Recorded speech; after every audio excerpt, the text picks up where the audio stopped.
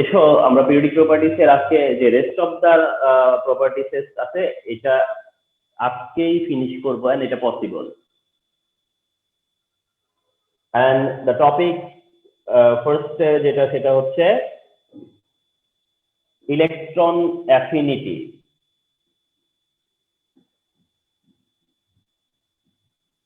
Electron affinity, another important topic বা another important periodic property. One of the important periodic property এটা হচ্ছে যে তোমার ইলেকট্রন অ্যাফিনিটি। তার মানে ইলেকট্রন অ্যাফিনিটিটাও অলসো কি হয়, তোমার পিরিয়ডিক টেবিলে একটা গ্রুপের লেফট থেকে রাইটে কি হয়, চেঞ্জ হয়, এন্ড এই চেঞ্জটা গ্র্যাজুয়ালি হয়। তো পিরিয়ডিক প্রপার্টিস হচ্ছে যে প্রপার্টিস গুলো কি হয়, পিরিয়ডিক টেবিলে যারা কি হয়, চেঞ্জ হয়, গ্রুপে চেঞ্জ হয়, পিরিয়ডে চেঞ্জ হয়, এন্ড এই চেঞ্জটা হয় হচ্ছে গিয়া গ্র্যাজুয়ালি। দ্যাট মিনস এই চেঞ্জটা হতে পারে ইনক্রিজিং, এই চেঞ্জটা হতে পারে ডিক্রিজিং। তো এইরকম একটা প্রপার্টি হচ্ছে ইলেকট্রন অ্যাফিনিটি। তো দ্যাট টাইপ অফ প্রপার্টি হচ্ছে ইলেকট্রন অ্যাফিনিটি।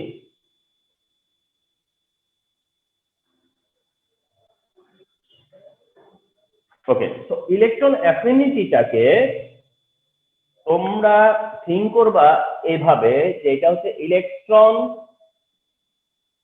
Gaining energy.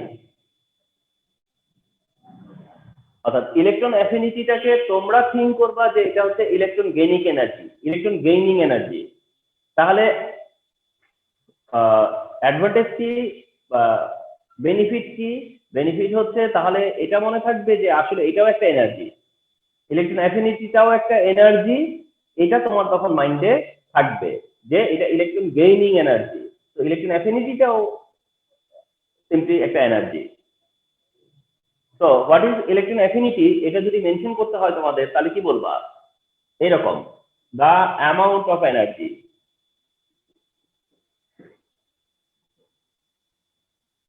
এটাও the amount of energy which is release. তার মানে এটা নিয়ে বলতেছি কি যে হুইচ ইজ রিলিজ, অর আরেকটা ওয়ার্ড নেওয়া যেত which is evolve, which is release, which is evolve. The amount of energy which is release when, কখন হয়, when 1 mole of electron, 1 mole of electron is accepted by 1 mole of gaseous atom is called electron affinity.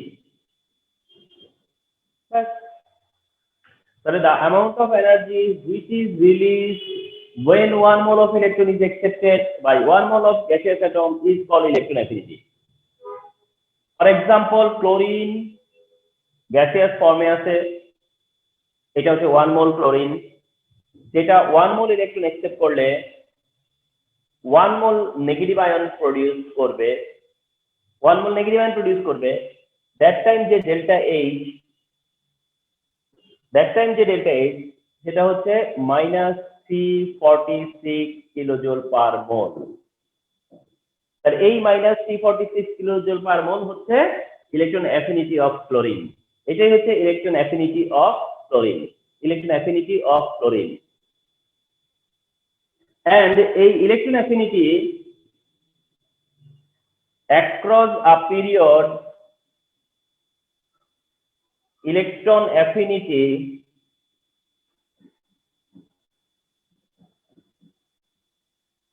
increases. Across the period, electron affinity increases. This is your decision. This is your no. যে কি যে across the period electron affinity increases. Across the period electron affinity increases. কেন increase হবে সে তার এক্সপ্লেনেশনের জন্য you have to take two help. One is atomic size and two is nuclear charge. তাহলে একটা হচ্ছে অ্যাটমিক সাইজ ফ্যাক্টর, একটা হচ্ছে nuclear charge factor. যে across the period electron affinity কেন ইনক্রিজ হয়, এর রিজন হচ্ছে একটা যেটা atomic size, and another reason হলো যে নিউক্লিয়ার চার্জ। তো তোমরা জেনেছো যে অ্যাটমিক সাইজটা আমরা যত রাইটে যাই তত ডিক্রিজ হয়, অ্যাটমিক সাইজ যত রাইটে যাই তত ডিক্রিজ হয়, আর নিউক্লিয়ার চার্জ যত রাইটে যাই তত ইনক্রিজ হয়। তাহলে অ্যাটমিক সাইজ ডিক্রিজেস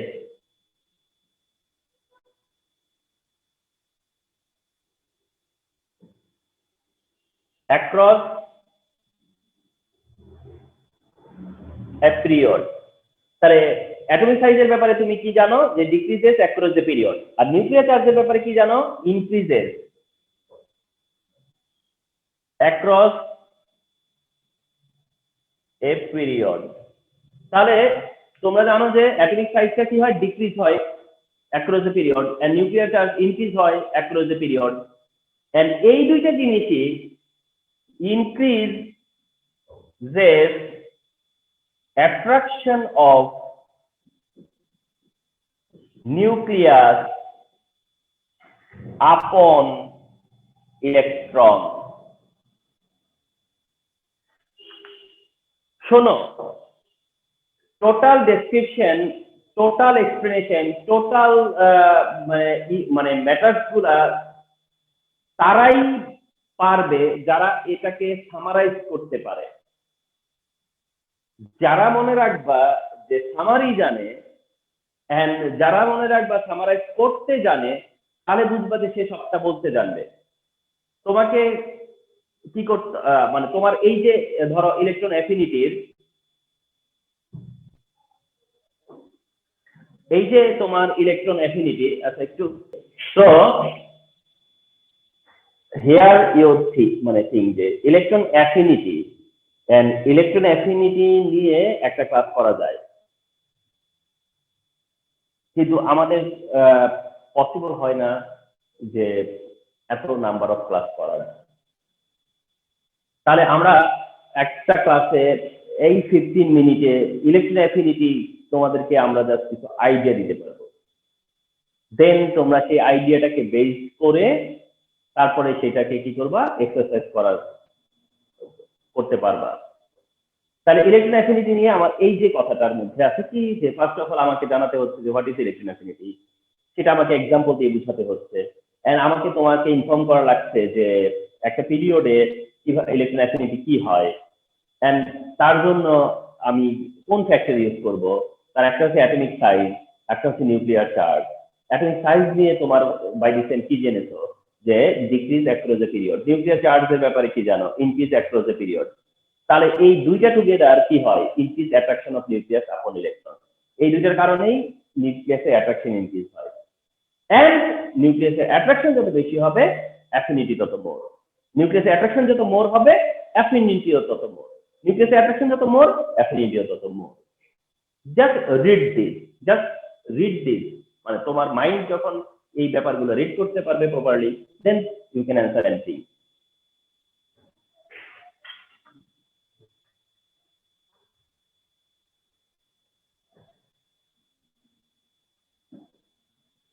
নাও ফলো করবা যে তোমার কাছ থেকে আমরা কয়টা এক্সপ্লেনেশন চাইবো। এক্সপ্লেনেশন যে ইলেকট্রন অ্যাফিনিটি থেকে কি কি এক্সপ্লেনেশন আছে। তার একটা এক্সপ্লেনেশন হচ্ছে এরকম যে why the second electron affinity of oxygen is lower than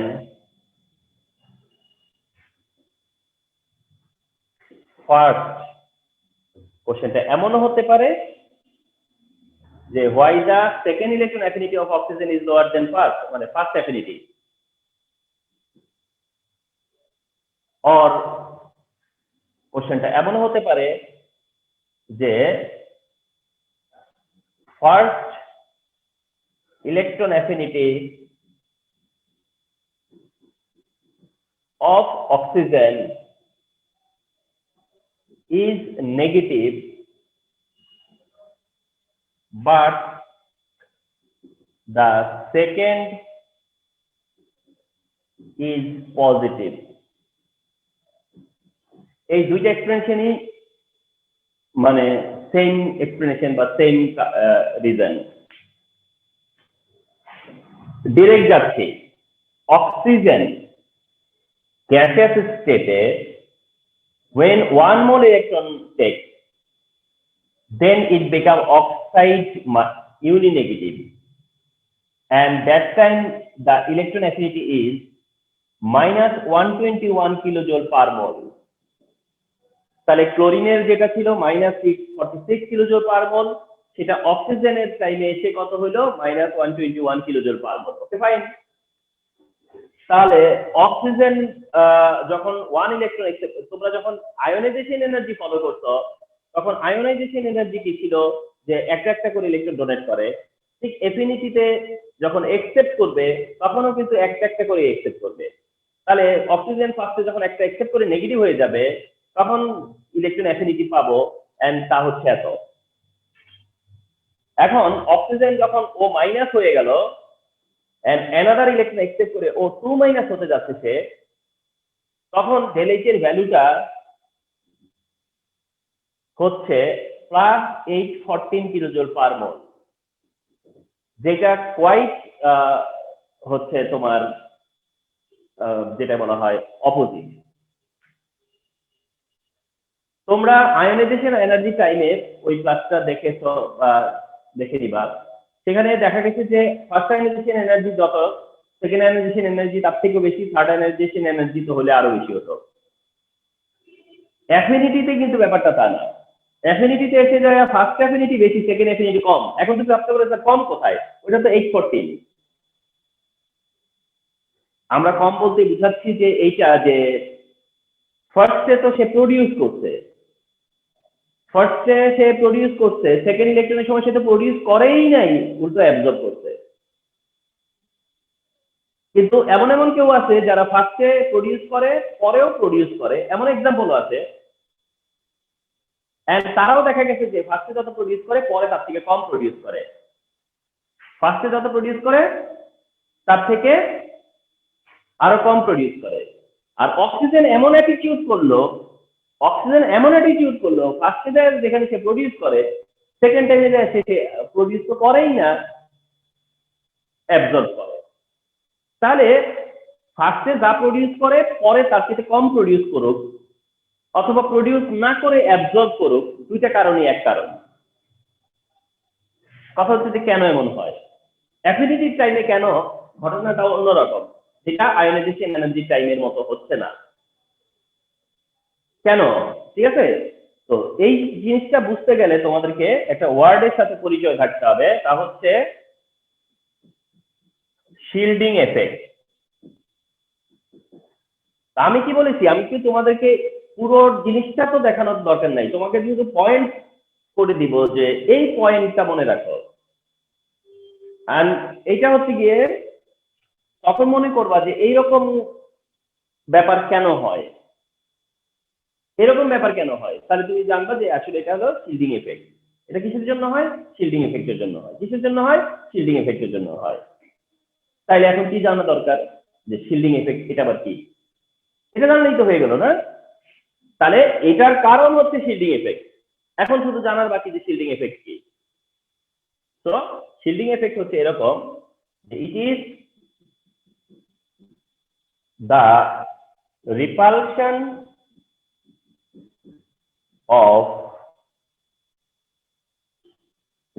of inner electron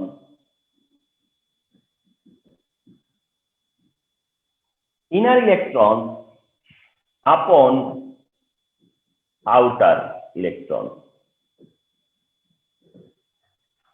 এটা হচ্ছে শিল্ডিং এফেক্ট। আর এই শিল্ডিং এফেক্ট সব সময় থাকে, তোমরা মনে রাখবা। এখন এই শিল্ডিং এফেক্ট অল টাইমই থাকে, কিন্তু এটা অনেক সময় মানে তোমার এই এফেক্টটার কোনো রেজাল্ট আমরা পাই না, কিন্তু সামটাইম এটা রেজাল্ট পাবো। তাহলে কি হলো যে it is the repulsion of inner electron আপন আউটার ইলেকট্রন। তারপর মনে রাখবা সবসময় সেটা হচ্ছে ইনার শেলে যারা ইলেকট্রন থাকে তাদের আউটার শেলের ইলেকট্রনের প্রতি একটা রিপালশন থাকে, সেটাকে বলা হয় শিল্ডিং এফেক্ট।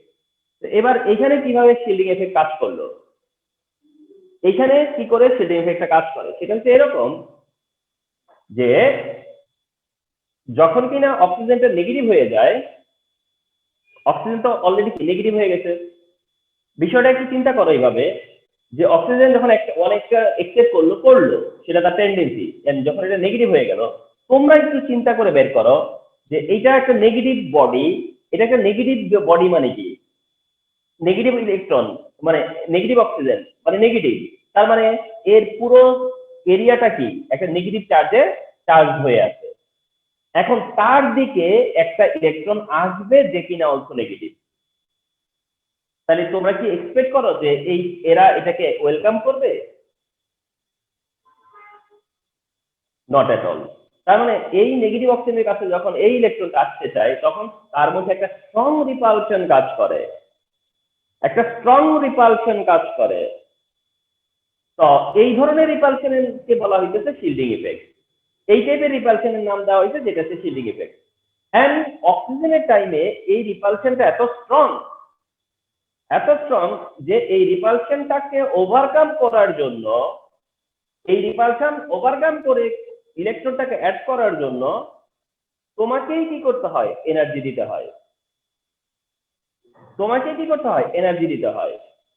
তোমরা একটা জিনিস মনে রাখবা, যখন কোনো জায়গা থেকে এনার্জি প্রডিউস হয়, যখন কোনো জায়গা থেকে এনার্জি প্রডিউস হয় তখন সেটা একটা কি জানো, সবসময় মনে রাখবা যে সবকিছু হইতেছে invest and return, invest and রিটার্নের উপর। আমি একটা কথা বারবার বলে দিচ্ছি, সবকিছুই মানে তোমার আউটকাম হচ্ছে ইনভেস্ট এন্ড রিটার্ন থেকে। তুমি 10 টাকা ইনভেস্ট করে 15 টাকা পেলে সেখানে তুমি বলো যে 5 টাকা প্রফিট হয়েছে, আর তুমি যদি 10 টাকা ইনভেস্ট করে 5 টাকা পাও তাহলে তুমি বলো যে 5 টাকা লস হয়েছে। এমন কোন সিস্টেম নাই যেখানে ইনভেস্ট আর রিটার্ন নাই, সবখানে ইনভেস্টও আছে রিটার্নও আছে।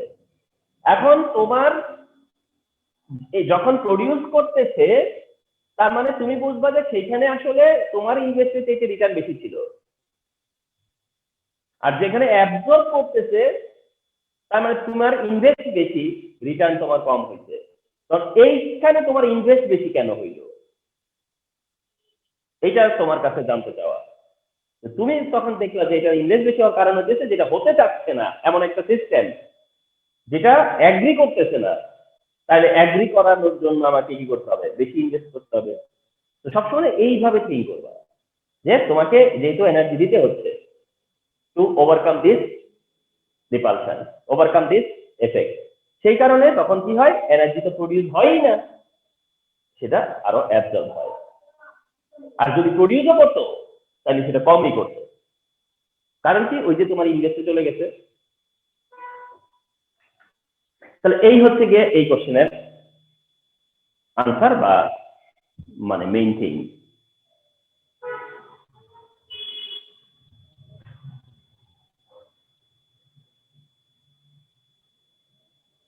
এন্ড নাও যে এক্সপ্লেনেশনটা দিব তার মানে তুমি কিভাবে স্টাডি করতেছো, তোমাদের মেথড অফ স্টাডিটা কি, কেন তুমি একটা ডে বের করবা না যেই ডেতে তুমি বসবা ইলেকট্রন অ্যাফিনিটি নিয়ে, কেন তুমি একটা ডে বের করবা না যেই ডেতে তুমি বসবা আয়োনাইজেশন এনার্জি নিয়ে, কেন তুমি একটা ডে বের করবা না যেই ডেতে তুমি বের হবা বসবা হচ্ছে সলিবিলিটি নিয়ে।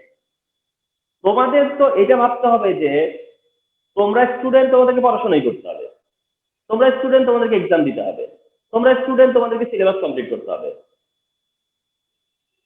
তো পরীক্ষা যখন একেবারে নকিং জোর তখন একটা মানে একটা ধরো ইয়ে থাকে যে ধরো কি করব কি পড়বো, কিছুই তো পড়া হয় নাই, কিছুই তো পড়ি নাই, কিভাবে পড়বো, এইসব একটা ব্যাপার কাজ করে।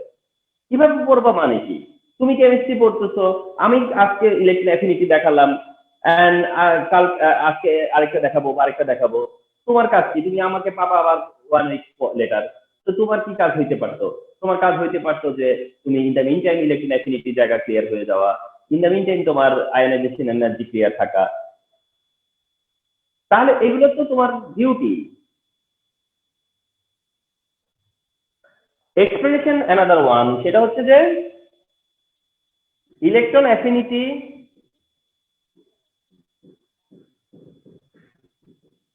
of fluorine is less than chlorine. Electron affinity of fluorine is less than chlorine. Electron affinity of fluorine is less than chlorine. কেন? and তোমরা ইনফর্ম থাকো যে এটা হচ্ছে আমরা যদি তোমার টোটাল ফার্স্ট পেপারে 10টা কোশ্চেন পিক করি, যে কোশ্চেন গুলা সবচেয়ে কমন, তার মধ্যে এটা একটা। এন্ড তোমাদেরকে এই ইনফরমেশনটা দিয়ে রাখি, 2015 থেকে স্টার্ট হয়ে 2019 পর্যন্ত কোন বছর যায়নি যে বছর এই কোশ্চেনটা হয়নি। এন্ড স্পেশালি 2017 আর 18 একই সেম এন্ড একই কোশ্চেন প্রায় করছে। এত ইম্পর্টেন্ট একটা কোশ্চেন এটা। তো কোশ্চেনটা কি, যে electron affinity of fluorine less than chlorine. তো অনেক সময় যেটা হবে, কোশ্চেনটা এরকমও করতে পারে, electron affinity of chlorine is higher than fluorine. আমরা ডিসকাস করতেছি fluorine is less than chlorine, তুমি কোশ্চেন পেলা chlorine is higher than fluorine. এটা কোনো ব্যাপার না, তুমি তো মানে ফ্লোরিন লেস বলেই তো ক্লোরিন হাই হবে। কিন্তু একটা ব্যাপার আছে যে আসলে কোনটা আমি এক্সপ্লেন করব, ক্লোরিন লেস কেন না ক্লোরিন হাই কেন, এ লেস কেন এটা আমার অবজেক্টিভ, না এটা হাই হওয়াটা কেন সেটা আমার অবজেক্টিভ, এটা ঠিক করতে হবে। সেক্ষেত্রে আমাদের অ্যান্সার হচ্ছে যে এটা লেস কেন, অর্থাৎ ওইটা যদি হাই কেন জানতে চাই, তারপরেও তোমরা কিন্তু আসলে ঘুরে ফিরে আসবা এটা লেস কেনর জায়গায়। তাহলে ফ্লোরিনের অ্যাফিনিটি লেস দেন ক্লোরিন, এটা হইতেছে যে main question. The electronic configuration of fluorine যেটা, সেটা হচ্ছে 1s2 2s2 2p5। Electron configuration of chlorine যেটা, সেটাও হচ্ছে 1s2 2s2 2p6 3s2 3p5। তো তোমরা যেটা জানো সেটা হচ্ছে যে অ্যাফিনিটি, ইলেকট্রন অ্যাফিনিটি একই গ্রুপে কি হয়, ডিক্রিজ হয়। ইলেকট্রন অ্যাফিনিটি গ্রুপে ডিক্রিজ হয়, ইলেকট্রন অ্যাফিনিটি গ্রুপে ডিক্রিজ হয়। তাহলে গ্রুপে ডিক্রিজ হয়, তো ডিক্রিজ হলে তো লেস হওয়ার কথা ছিল ক্লোরিনের, তা না হয়ে এটা হয়ে গেছে কার, ফ্লোরিনের। তার মানে কি হলো, যে ফ্লোরিনের অ্যাফিনিটি লেস কেন, ফ্লোরিনের অ্যাফিনিটি লেস কেন, ফ্লোরিনের অ্যাফিনিটি লেস কেন, এই তো ব্যাপারটা যে লেস কেন। তো সেই জায়গাতে একটু চিন্তা করো যে ফ্লোরিনের নিউক্লিয়াসের যে অ্যাট্রাকশনটা, সেটার উপরে ইলেকট্রন অ্যাফিনিটি, ক্লোরিনের নিউক্লিয়াসের যে অ্যাট্রাকশন তার উপরেই অ্যাফিনিটি। তাহলে ফ্লোরিনের নিউক্লিয়াসের অ্যাট্রাকশন থেকে যেই এনার্জি পাওয়ার কথা, তুমি সেই এনার্জি পাচ্ছ না, তোমরা সেই এনার্জি পাচ্ছ না। তাহলে একবার চিন্তা করো, যেই এনার্জিটা অ্যাট্রাকশনের কারণে পাওয়া যায়, যেই এনার্জিটা অ্যাট্রাকশনের কারণে পাওয়া যায়, সেই এনার্জিটা যদি না পাওয়া যায় বা কম পাওয়া যায়, তাহলে সেটার জন্য কোন বিষয়টা দায়ী থাকবে, তা হলো রিপালশন, তা হচ্ছে রিপালশন। তাহলে ওয়ার্ডটা আবারও ফিরে আসছে কিসে, যে এখানে there is a strong repulsion, here there is a strong repulsion. তো স্ট্রং রিপালশন অফ হুইচ, তাদের রিপালশন, সেটা হচ্ছে ইনার ইলেকট্রনের। এন্ড ইনার ইলেকট্রনের যে রিপালশন, সেটাকে কি বলে, শিল্ডিং এফেক্ট। তার মানে এখানেও কি হচ্ছে, শিল্ডিং এফেক্ট কাজ করতেছে। তাহলে একটা জিনিস তো বোঝা যাচ্ছে যে তোমার desire value, desire attractive value, desire attraction energy যদি না পাও, সেটা তো রিপালশনের কারণে হবে, সেটা তো রিপালশনের কারণে হবে। তো দ্যাট ওই রিপালশনটাকে আমরা বলি শিল্ডিং এফেক্ট। তার মানে এখানেও শিল্ডিং এফেক্ট। তো তোমরা ভাবতে পারো এখানে তো নেগেটিভ না আছে, তাহলে কেন শিল্ডিং এফেক্ট? এইবার এইটাই তো কোশ্চেন, যে ওটা তো নেগেটিভ ছিল শিল্ডিং এফেক্ট, এইবার তো নেগেটিভ না, তাহলে কেন শিল্ডিং এফেক্ট? বা শিল্ডিং এফেক্ট থাকবেই, সেটা বেশি কেন? তখন কারণে যা দেখতেছো বা রিজন হিসেবে তুমি বলতেছো যে ফ্লোরিনের সাইজটা অনেক ছোট। মনে করো এমন আছে না যে পরপর দুইটা অ্যাটম কতটুকু ছোট বড় আর হইতে পারে, কিন্তু ফ্লোরিন সেই তুলনায় অনেক ছোট। ফ্লোরিনের সাইজটা অনেক স্মল, কারণটা হচ্ছে তার সেকেন্ড এনার্জি লেভেল। ফ্লোরিনের হচ্ছে অনলি সেকেন্ড এনার্জি লেভেল, অর্থাৎ ফার্স্ট এনার্জি লেভেলের থেকে সেকেন্ড এনার্জি লেভেল। আর এটা হলো first energy level, second energy level, third energy level, অনেকটা বড়। এটা ইলেকট্রন ক্যাপাসিটি দেখেই বুঝতে পারো যে এখানে ক্যাপাসিটি 8 আর থার্ডে ক্যাপাসিটি 18।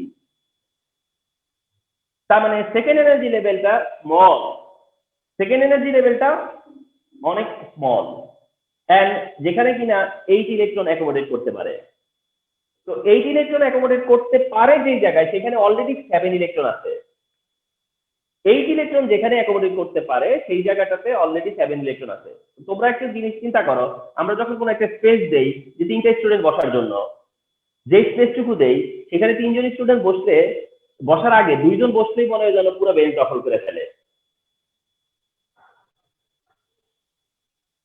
তাই যেটাতে 8 ইলেকট্রন থাকতে পারে সেখানে 7 ইলেকট্রন এসেই দেখা যাবে যে অনেকটা কি করে ফেলছে, এটাকে ফিল আপ করে ফেলছে। অর্থাৎ এখানে ডেনসিটি অনেক হাই, ডেনসিটি অনেক হাই। যার কারণে কি হয়, ইলেকট্রন ডেনসিটিটা যেহেতু ছোট জায়গা, ইলেকট্রন সেই হিসেবে বেশি, তো ওখানে ইলেকট্রনের ডেনসিটি অনেক হাই।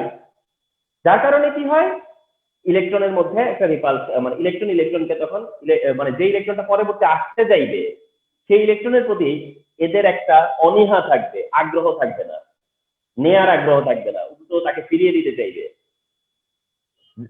এটাই তো রিপালশন, এটাই তো শিল্ডিং এফেক্ট। তাহলে এখানেও ম্যাটারটা হলো শিল্ডিং এফেক্ট, কিন্তু কেন ফ্লোরিনের মধ্যে এত বেশি শিল্ডিং এফেক্ট? কারণটা হচ্ছে ফ্লোরিনের সাইজটা স্মল, এন্ড সেকেন্ড এনার্জি লেভেলে ইলেকট্রন হিসেবে সেখানে ইলেকট্রন বেশি, এন্ড ডেনসিটি বেশি, যার কারণে ইলেকট্রনের প্রতি তাদের অ্যাট্রাকশনের জায়গায় রিপালশনটাই বেশি কাজ করে। আর এই রিপালশনটাই তার অ্যাট্রাকশন ফোর্স যত পাওয়ার কথা ছিল সেটাকে পেতে দেয় না, কমিয়ে দেয়। তো কমিয়ে দেওয়ার কারণে তারটা লেস হয়ে যায়।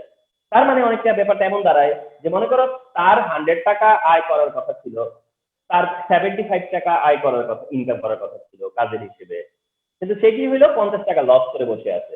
মানে বা 50 টাকা তাকে দিতে হয়েছে 100 টাকা পাওয়ার জন্য, বা 100 টাকা পাইতো কিন্তু 50 টাকা তার দেওয়া লাগছে কোনো একটা ভুলের কারণে, কোনো একটা কারণে, তাতে করে তাকে দেখা গেল যে দেওয়া হলো 50 টাকা। তাহলে তার জন্য দায়িত্ব এই 50 টাকা। এর কি কিছু হয়েছে এখানে? ওর তো 75 আছে, কিন্তু ও যে রিডিউস হয়ে গেছে, যার কারণে এই 75 তখন কি হয়ে গেছে, 50 থেকে আপার হয়ে গেছে। সুতরাং এ হায়ার হওয়া এর কোনো ক্রেডিট না, এ হায়ার হয়েছে সেটা ওর কোনো ক্রেডিট না। রিমেম্বার, এর কমে যাওয়ার কারণটাই হচ্ছে কারণ। আন্ডারস্ট্যান্ড? তো এই হচ্ছে electron affinity, and electron affinity থেকে কিছু এক্সপ্লেনেশন।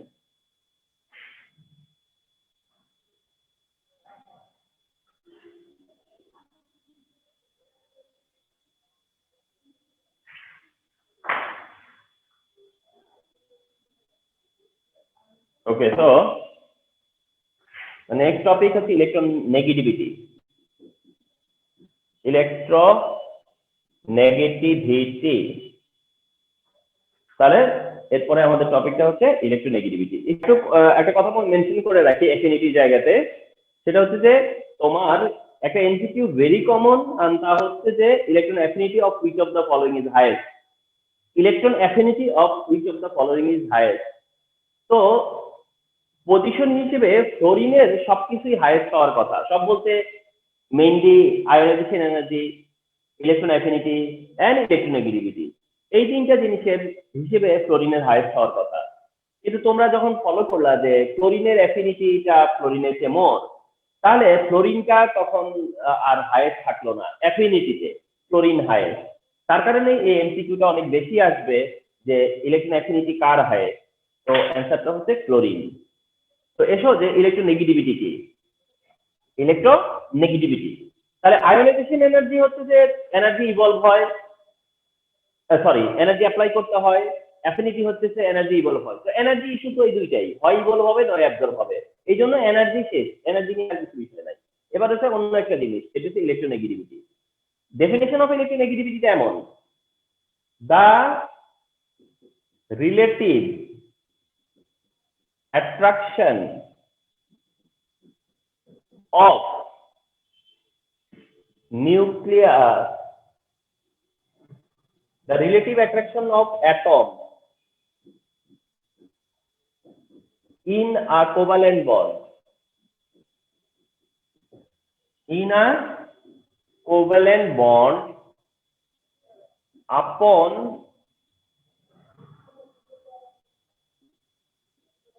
bond electron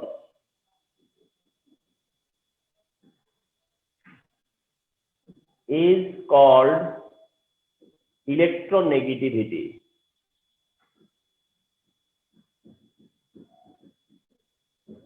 Electronegativity. তাহলে হোয়াট ইজ ইলেকট্রোনেগেটিভিটি? জানি না যে সিটি কলেজের এরপরে আবার কি এক্সাম আছে জানি নাকি, এই কারণেই ওরা আসেনি। আচ্ছা দেখো, the relative attraction of atom in a covalent bond upon bond electron is called electronegativity. এটাকে এভাবে দেখো, ধরো A bond B, A bond B যেটা একটা তোমার covalent bond, A bond B এটা একটা কোভ্যালেন্ট বন্ড। তাহলে মিলিয়ে নাও, দ্য অ্যাট্রাকশন অফ অ্যাটম মানে কি? Atoms in a covalent bond. Relative attraction কেন বলে? কারণ এটা হচ্ছে যে কার বেশি অ্যাট্রাকশন, কার বেশি অ্যাট্রাকশন, কার বেশি অ্যাট্রাকশন, সেই জন্য বলছে relative attraction. The relative attraction of atom, এই যে atom in a covalent bond, এটা একটা covalent bond, upon bond electron, অর্থাৎ এই অ্যাট্রাকশনটা হচ্ছে কি কার প্রতি? বন্ড ইলেকট্রনের। অর্থাৎ এই দুইটা অ্যাটম যখন তাদের ইলেকট্রন শেয়ার করে এবং সেই ইলেকট্রন যখন কমন গ্রাউন্ডে থাকে, এই কমন গ্রাউন্ডের যে ইলেকট্রন তার প্রতি দুইটা নিউক্লিয়াসের অ্যাট্রাকশন কাজ করে সিমিলটেনিয়াস। এখন কার কতটা বেশি কম অ্যাট্রাকশন কাজ করে সেটাই হচ্ছে ইলেকট্রোনেগেটিভিটি। ওই অ্যাট্রাকশনটাই হচ্ছে ইলেকট্রোনেগেটিভিটি, অ্যাট্রাকশনটাই হচ্ছে ইলেকট্রোনেগেটিভিটি, রিমেম্বার। তাহলে এটা হচ্ছে ইলেকট্রোনেগেটিভিটি, নিউক্লিয়াসের অ্যাট্রাকশন আপন ইলেকট্রন। তাহলে তোমাদেরকে যে আমি রিপিটে যে একটা কথা বললাম যে অ্যাট্রাকশন অফ নিউক্লিয়াস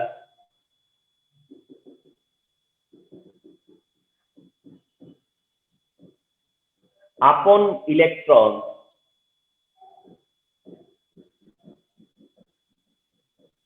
এই কথাটা শুধু মাইন্ডে সেট করে ফেলো। Attraction of nucleus upon electron, attraction of nucleus upon electron, যত বেশি আয়নাইজেশন এনার্জি তত মোর, অ্যাফিনিটি তত মোর, নেগেটিভিটি তত more. Attraction of nucleus upon electron যত বেশি, যত more, ionization energy more, affinity more, নেগেটিভিটিও মোর।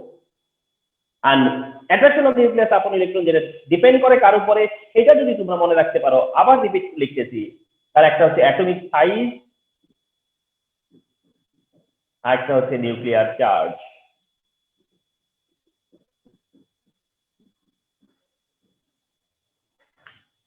তাহলে আয়নাইজেশন এনার্জি কি, ইলেকট্রন অ্যাফিনিটি কি, আর নেগেটিভিটি কি এক্সপ্লেন করা পসিবল, যে how it change within the period. কারণ attraction of nucleus upon electron কেমন, বেশি না কম, তার উপর ডিপেন্ড করবে। এবং অ্যাট্রাকশন অফ নিউক্লিয়াস কিসের উপর ডিপেন্ড করবে? অ্যাটমিক সাইজ কেমন, সাইজ ইনক্রিজ হচ্ছে না সাইজ ডিক্রিজ হচ্ছে, নিউক্লিয়ার চার্জ কেমন, ইনক্রিজ হচ্ছে না ডিক্রিজ হচ্ছে। এই কারণেই তোমরা যেটা দেখতে পাচ্ছ সেটা হচ্ছে এরকম যে একটা পিরিয়ডে, অর্থাৎ লেফট টু রাইট যদি বলি আয়োনাইজেশন এনার্জি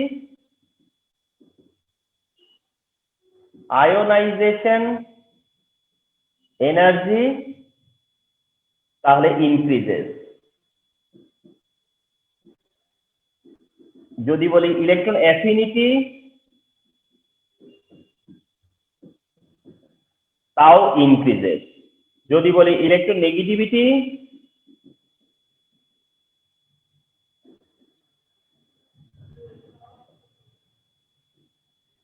সেটাও ইনক্রিজেস।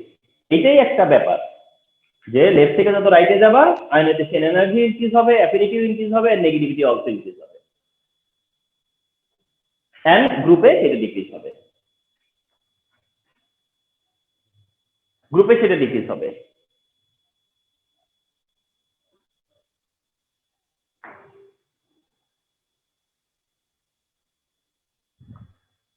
তাহলে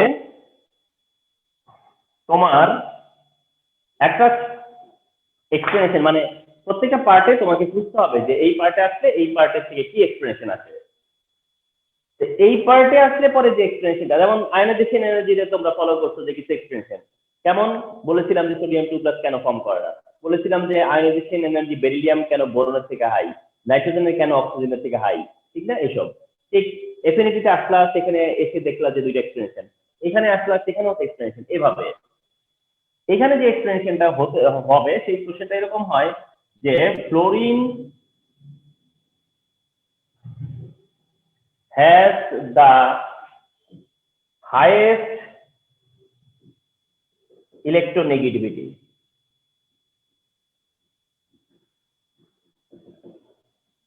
এটা এক্সপ্লেইন করো যে fluorine has the highest electronegativity, এটা এক্সপ্লেইনও করা এবং এটা জানা থাকা দুইটাই দরকার। তাহলে fluorine has the highest electronegativity খুবই লজিক্যাল, কারণ আমরা লেফট থেকে যত রাইটে যাই সাইজ তত ডিক্রিজ হয়, সাইজ তত ডিক্রিজ হয়, তাহলে ফ্লোরিন যেহেতু সবচেয়ে লিস্ট সাইজ, তাহলে তার নেগেটিভিটি কি হবে? হাইয়েস্ট দিতে হবে। অর্থাৎ আরেকটা জিনিস বলে রাখি, অ্যাফিনিটিতে যে এক্সেপশনটা হইছে সেটা কিন্তু নেগেটিভিটিতে আর থাকেনি, কারণ নেগেটিভিটি হইতেছে যে একটা কম্পিটিশন, নেগেটিভিটি হইতেছে ফ্লোরাইড আয়ন ইলেকট্রন নিবে এক রিপালশন কাজ করতেছে, সেটা তো আর বন্ডের মধ্যে নাই, এটা তো আর কম্পিটিশনের মধ্যে তো আর এটা হবে না। কম্পিটিশনের মধ্যে বিষয়টা হলো হাইড্রোজেন আর ফ্লোরিন, কার নিউক্লিয়াসের অ্যাট্রাকশন বেশি, এখানে তো ফ্লোরিনেরই বেশি, ওখানেও ফ্লোরিনেরই বেশি ছিল, কিন্তু রিপালশনের কারণে সেটা লস হয়ে গেছিল। তাহলে ফ্লোরিনের নিউক্লিয়াসের অ্যাট্রাকশন সবসময় বেশি, যার কারণে তার নেগেটিভিটি কি হচ্ছে? হাইয়েস্ট। ফ্লোরিনের নেগেটিভিটির জায়গায় কিন্তু নেগেটিভিটি হাইয়েস্ট, আয়নাইজেশন এনার্জির জায়গায় আয়নাইজেশন এনার্জি হাইয়েস্ট। আরেকটা ইনফরমেশন দিয়ে রাখি তোমাদের, সেটা হচ্ছে ইনার্ট গ্যাস নিয়ে যদি বলি, ইনার্ট গ্যাস এই এদের নিয়ে একটু জেনে রাখো। ইনার্ট গ্যাস হলে ionisation energy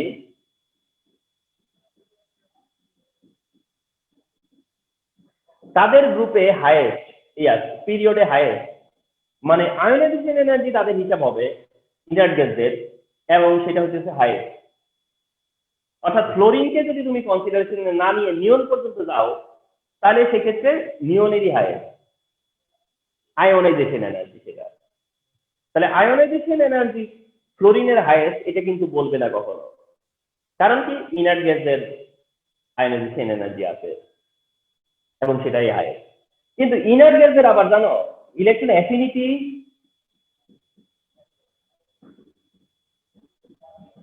and negativity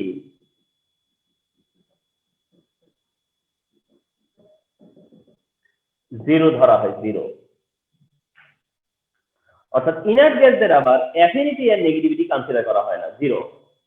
inert গ্যাসের অ্যাফিনিটি এন্ড নেগেটিভিটি কনসিডার করা হবে না, সেটা হচ্ছে জিরো। আয়োনাইজেশন এনার্জি হাইয়েস্ট, কিন্তু অ্যাফিনিটি এন্ড নেগেটিভিটি এদেরটা কনসিডার হয় জিরো। অর্থাৎ ধরা হয় যে এরা কখনোই ইলেকট্রন অ্যাকসেপ্ট করে না বা করবে না, বা এদের করার টেন্ডেন্সি নাই, সো দ্যাট এটা ভালো। এরা বন্ডই করে না, তাই নেগেটিভিটি আসবে থেকে, এরা তো ইলেকট্রন অ্যাকসেপ্টই করবে না, সো দ্যাট কখন আসবে। কিন্তু যেহেতু ওদের কাছে ইলেকট্রন আছে, তাহলে হয়তো বলতে পারবো যে ইলেকট্রন ছাড়াতে কত এনার্জি দিতে হবে, এই জন্য আয়োনাইজেশন এনার্জি তাদের হিসাব হবে। তাহলে ফ্লোরিনের নেগেটিভিটি কি? হাইয়েস্ট নেগেটিভিটি, ফ্লোরিনের নেগেটিভিটি হাইয়েস্ট নেগেটিভিটি। আর তোমাদেরকে কিছু নেগেটিভিটির ভ্যালু মনে রাখতে হবে, আর নেগেটিভিটি ভ্যালু গুলো আছে হচ্ছে একটা স্কেল থেকে পাওয়া গেছে, সেটা হচ্ছে পাউলিং স্কেল। পাউলিং স্কেল অর্থাৎ পাউলিং স্কেল অনুযায়ী তোমরা ভ্যালু গুলা বলে থাকো। সেখানে ফ্লোরিনের নেগেটিভিটি হচ্ছে 4, এটা নলেজ থাকতে হয়। ক্লোরিনের নেগেটিভিটি 3.1 নলেজে থাকতে হয়। অক্সিজেনের নেগেটিভিটি 3.5 নলেজে থাকতে হয়। নাইট্রোজেনের নেগেটিভিটি 3 নলেজে থাকতে হয়। হাইড্রোজেনের নেগেটিভিটি 2.1 নলেজে থাকতে হয়। আর সোডিয়ামের নেগেটিভিটি 0.9, এটাও নলেজে থাকতে হয়, মানে কিছু নেগেটিভিটি নলেজে রাখতে হয়, তার মধ্যে এগুলো কমন। কয়েকটা নেগেটিভিটি ভ্যালু মনে রাখতে হয় যেগুলো ইফেক্টিভ। ক্লোরিন 4 যেটা স্কেলে সবচেয়ে বেশি, chlorine 3.1, oxygen 3.5, nitrogen 3, hydrogen 2.1 and sodium হচ্ছে 0.9। এন্ড এই নেগেটিভিটি ভ্যালু তোমার অনেক হেল্পফুল হবে, আমরা ফিউচারে জানবো। পোলার নন পোলারের ইস্যুতে নেগেটিভিটির ভ্যালু অনেক ইম্পর্টেন্ট। তাহলে we can close this part, negativity। আচ্ছা, এবারে এসো another যে ইয়েটা, সেটা হলো melting point. Melting point another characteristic, another periodic property, সেটা হচ্ছে মেল্টিং পয়েন্ট। তো আমরা ওয়ান আফটার ওয়ান আসতেছি না, প্রথমে অ্যাটমিক সাইজ গেলাম, আয়নিক রেডিয়াস হলো, আয়োনাইজেশন এনার্জি হলো, ইলেকট্রন অ্যাফিনিটি গেল, ইলেকট্রন নেগেটিভিটি গেল, this time melting point. Melting point কিভাবে চেঞ্জ হয়, মেল্টিং পয়েন্টের ট্রেন্ডটা কি, মেল্টিং পয়েন্টের ট্রেন্ড কি? তবে মনে রেখো, আমরা মেল্টিং পয়েন্টের ট্রেন্ড করবো হচ্ছে থার্ড পিরিয়ড এলিমেন্টদের। মেল্টিং পয়েন্টের ট্রেন্ড করবো হলো গিয়া থার্ড পিরিয়ড এলিমেন্টের। মেল্টিং পয়েন্টের ট্রেন্ড করবো, তবে সেটা শুধুমাত্র থার্ড পিরিয়ড এলিমেন্টের। এন্ড থার্ড পিরিয়ড এলিমেন্টস গুলো কি কি? Sodium, magnesium, aluminium, silicon, phosphorus, sulphur, up to chlorine. তাহলে এই হলো third period element, sodium, magnesium, aluminium, silicon, phosphorus, sulphur, chlorine. এর মধ্যে তোমাদের এই তিনটা হচ্ছে মেটাল, আর এরা হচ্ছে নন মেটাল। তাহলে এই মেটাল আর নন মেটাল, এই কারণে কখনোই এমন পাবা না যে এদের সাথে ওদের একসাথে মেল্টিং পয়েন্টের ট্রেন্ডটা জানতে চাইবে, এমনটা চাইবে না। অর্থাৎ তোমার কাছে এই ট্রেন্ড জানবে, ওই ট্রেন্ড জানবে। তো ফার্স্ট আসো এই ট্রেন্ড, অর্থাৎ order of melting point of sodium, magnesium, aluminium. দেখছো, অর্থাৎ সোডিয়াম, ম্যাগনেসিয়াম, অ্যালুমিনিয়াম একসাথে চাইবে। তাহলে order of melting point of sodium, magnesium, aluminium কি? সেটা হচ্ছে অ্যালুমিনিয়াম হাইয়েস্ট, দেন ম্যাগনেসিয়াম, দেন সোডিয়াম লোয়েস্ট। তারপরে মেল্টিং পয়েন্ট সবচেয়ে বেশি কার? অ্যালুমিনিয়ামের, দেন কার? ম্যাগনেসিয়ামের, দেন কার? সোডিয়ামের। এখন কথা হচ্ছে কেন? তোমরা জেনে রাখো যে এটার কারণটা হচ্ছে যে অ্যালুমিনিয়াম হচ্ছে তোমার 3+, ম্যাগনেসিয়াম হচ্ছে এখানে 2+, and সোডিয়াম হয় 1+। কখন হয়? যখন এই ইলেকট্রন লিভ করে, লিভিং ইলেকট্রন। এর কয়টা লিভিং ইলেকট্রন? 3। এর কয়টা লিভিং ইলেকট্রন? 2। এর কয়টা লিভিং ইলেকট্রন? 1। এর 3 লিভিং ইলেকট্রন, তো এটা 3+ আয়ন ফর্ম করে। যখন এটা 3+ আয়ন ফর্ম করে, তাহলে তার 3+ আয়নের সাথে ইলেকট্রনের অ্যাট্রাকশন কাজ করে। আচ্ছা, এটা তার লিভিং ইলেকট্রন 2, এন্ড এটা তখন 2+ আয়ন ফর্ম করে এবং তার প্রতি ইলেকট্রনের অ্যাট্রাকশন কাজ করে। সোডিয়াম একটাই লিভিং ইলেকট্রন, সোডিয়াম প্রডিউস করে হলো সোডিয়াম প্লাস, যার কারণে সোডিয়ামের ইলেকট্রনের প্রতি অ্যাট্রাকশন কেমন। এখন তোমাদেরকে বিচার করতে হবে যে এর ইলেকট্রনের প্রতি অ্যাট্রাকশন বেশি, না ওর ইলেকট্রনের প্রতি অ্যাট্রাকশন বেশি, না এই আয়নটার ইলেকট্রনের প্রতি অ্যাট্রাকশন বেশি। তোমরা তো ব্লাইন্ডলি বলে দিতে পারবা যে স্যার এখানে সবচেয়ে বেশি অ্যাট্রাকশন। তাহলে যেই ল্যাটিসের মধ্যে, যেই ল্যাটিসে যেই আয়নের ইলেকট্রনের প্রতি অ্যাট্রাকশন যত বেশি থাকবে মেটালে, সেটা তত স্ট্রং, তার মেল্টিং পয়েন্ট তত হাই, তার ল্যাটিস এনার্জি তত বেশি। তার ল্যাটিস এনার্জি, যেটা কোন এক সময় তোমরা আমার কাছ থেকে শুনেছো, ল্যাটিস এনার্জি,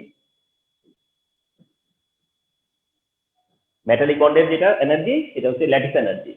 তার মানে যত বেশি অ্যাট্রাকশন তত বেশি ল্যাটিস এনার্জি। তার মানে যত বেশি লিভিং ইলেকট্রন, যত বেশি লিভিং ইলেকট্রন তত বেশি মানে তত বেশি পজিটিভ সেন্ট্রাল, এন্ড তত বেশি অ্যাট্রাকশন, এন্ড তত বেশি ল্যাটিস এনার্জি। এন্ড অ্যালুমিনিয়ামের সেটা সবচেয়ে বেশি, যার কারণে অ্যালুমিনিয়ামের মেল্টিং পয়েন্ট সবচেয়ে বেশি। অ্যালুমিনিয়ামের মেল্টিং পয়েন্ট সবচেয়ে বেশি। তো এইটা হচ্ছে গিয়া অর্ডার। তো এই অর্ডার এন্ড অর্ডার এক্সটেনশন জানতে হবে।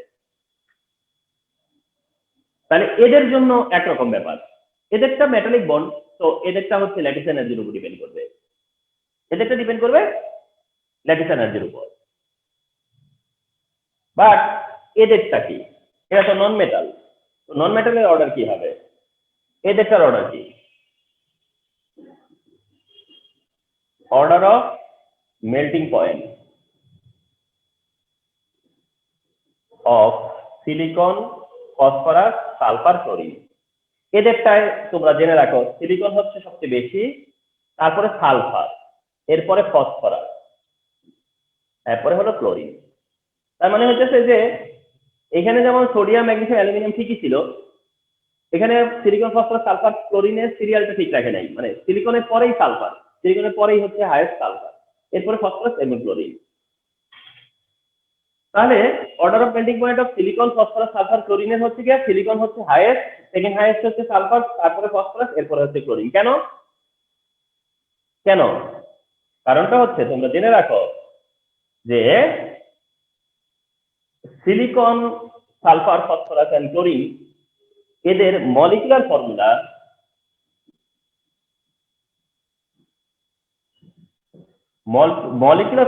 সিলিকনের হলো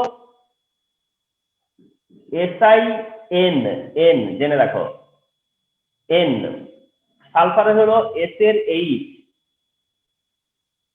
ফসফরাসের হলো P এর 4, আর ক্লোরিনের হলো Cl2।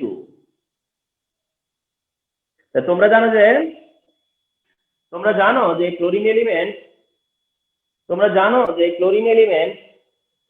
Cl2, ফসফরাসটা হয়তো জানতা বা জানো না P4, সালফার S8, কিন্তু সেখানে সিলিকন N। যার কারণে কি হয় জানো, তার মানে সিলিকনের মলিকুলার ম্যাস সবচেয়ে বেশি, সিলিকনের মলিকুলার ম্যাস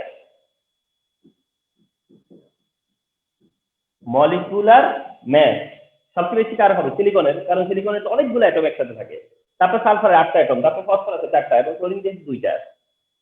তাহলে মলিকুলার ম্যাস হচ্ছে কি, এটা হচ্ছে trend of molecular mass also, এটা trend of molecular mass also.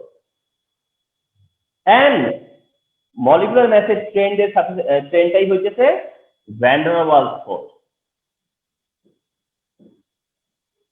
Van der Waals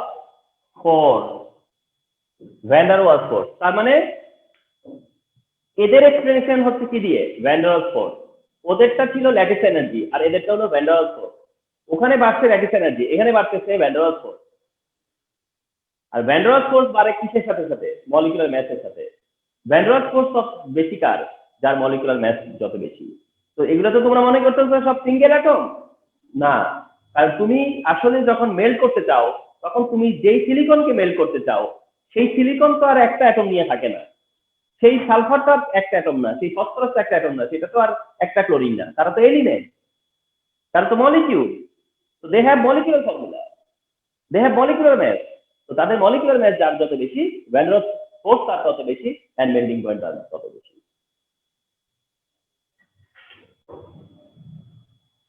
এই হচ্ছে মেল্টিং পয়েন্ট।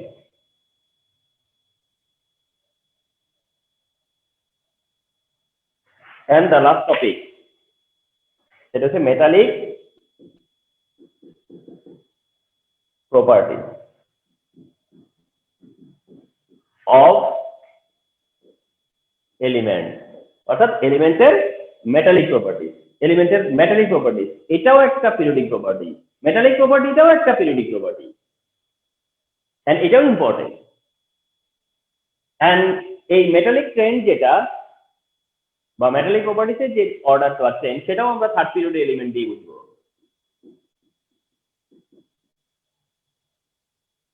আমরা সেটাও বুঝবো কারে দিয়ে, থার্ড পিরিয়ড এলিমেন্ট দিয়ে। এন্ড তারা হলো sodium, magnesium, aluminium, silicon, phosphorus, sulphur and chlorine.